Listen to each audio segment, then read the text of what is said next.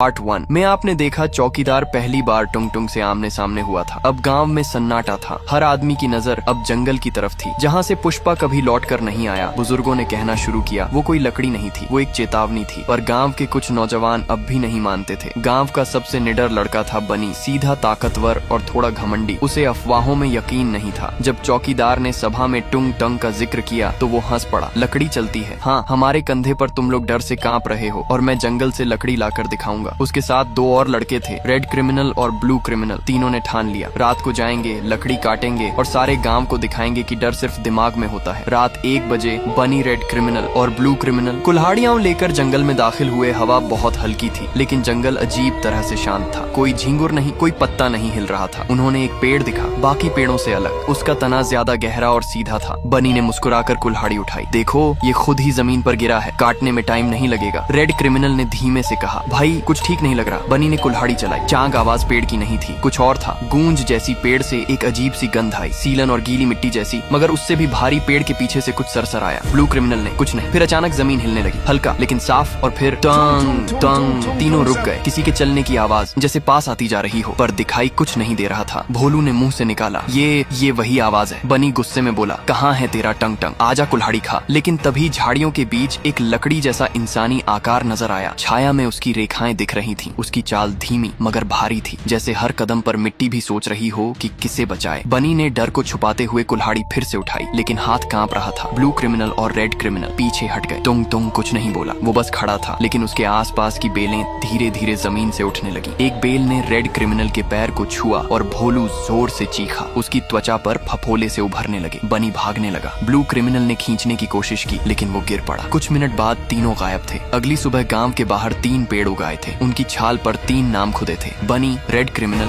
Blue criminal. कोई नहीं समझ पाया ये कैसे हुआ, पर गांव अब समझ चुका था। जंगल अब माफ नहीं करता। चौकीदार ने कहा, अब ये जंगल हमसे नाराज है। जो गया वो लौट कर नहीं आया, जो कटेगा वो उगेगा। लेकिन इंसान नहीं, पेड़ बनकर रात होते ही हर घर में एक ही आवाज सुनाई देने लगी, डूम डूम, कभी दूर कभी बहुत पास। कुछ घरों की दीवारों में दरारें आने लगी, जैसे लकड़ी की नसें फैल रही हों। बच्चों को बाहर खेलने से मना कर दिया गया और गांव वालों ने जंगल की तरफ देखना भी बंद कर दिया। अब गांव की उम्मीद एक ही आदमी पर थी, चौकीदार। वो रात भर गांव के किनारे बैठा रहा, हाथ में लाठी नहीं, सिर्फ आंखों में सवाल था, क्या हम सच में इतने गिरे हुए हैं कि अब जंगल भी हमसे डरता है? वो बाबा कालूराम के पास गया। बाबा अब बीमार थे, लेकिन होश में। चौकीदार ने कहा, अब क्या करें बाबा? बाबा ने कहा, अगर तूने जंगल से माफी नहीं मांगी तो अगली सुबह हम सब लकड़ी के बनेंगे। अगली सुबह चौकीदार बिना हथियार अकेला जंगल की ओर बढ़ा। कंधे पर कोई बोझ नहीं, पर उसके हर कदम की आवाज मिट्टी तक महसूस कर रही थी। जैसे ही वह जंगल की सीमा पर पहुंचा, टोंग टोंग झाड़ियों के पीछे हलचल हुई। फिर वही